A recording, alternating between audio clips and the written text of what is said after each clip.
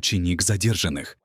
Хабибулла Назарзода, Хабиб Назаров, много лет возглавлял VIP-зал аэропорта, пока не был назначен на новую должность. Это высшая должность в аэропорту. По словам сотрудников аэропорта, на предыдущей должности он вел себя высокомерно, злоупотреблял служебным положением и, по неофициальной информации, оказывал давление на подчиненных.